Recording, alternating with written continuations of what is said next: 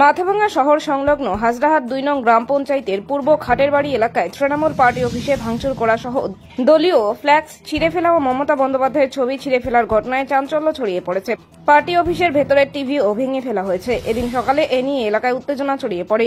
খবর পেয়ে ঘটনাস্থলে পৌঁছায় মাথাভাঙ্গা থানার পুলিশ। পার্টি অফিসে ভাঙচুর করা ফ্ল্যাক্স ফেস্টুন ছেঁড়ার সঙ্গে যুক্ত দুষ্কৃতীদের গ্রেপ্তারের দাবিতে শহর সংলগ্ন কান্দুরা মোড়ে পথ অবরোধে সামিল হয় তৃণমূল নেতাকর্মীরা।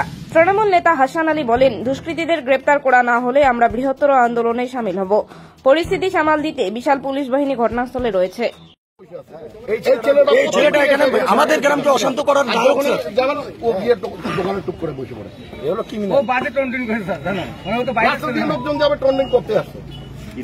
হ্যাঁ, সুবিজিন দামে একটা ছেলে। আমরা যেটি কমপ্লেন কয়েকজনের নামে করছি। কালকে আমি এখানে ছেলেগুলোকে বললাম যে সবাই চলে যাও, আমাকে দেখে বলছে যে গুলি করে যদি মারা যায় তাহলে সব বলছে মাথাটাকে ফালাই দেবো আগে। এদের কাছে স্যার প্রচুর অস্ত্র আছে স্যার, প্রচুর। এরা যখন তখন যা ঘটনা করতে পারে। আপনারা যদি স্টেপ না নেন বাধ্য হব গ্রামের মানুষ নিয়ে আমাদের কিন্তু। গতকালকে রাত্রে 10:15 অবধি এই পার্টি অফিসে ছেলেপেলেরা ছিল। 10:15টার পরে তালা মেরে সবাই চলে গেছে।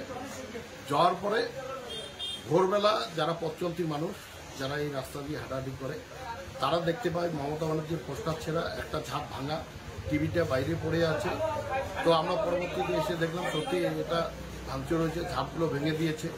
তো আমার মনে হচ্ছে যারা এই কাজটা করছে তারা দুষ্কৃতী। মমতা ব্যানার্জির পোস্টার যারা ছিঁড়তে পারে তারা তো দুষ্কৃতী। কারা করলো? হ্যাঁ, কে করলো মনে হচ্ছে? এটা দুষ্কৃতী। এখানকারই কিছু লোক আছে যারা দিনের বেলা তৃণমূল, রাত্রিবেলা বিজেপি বা রাত্রিবেলা কংগ্রেস, তারাই করেছে।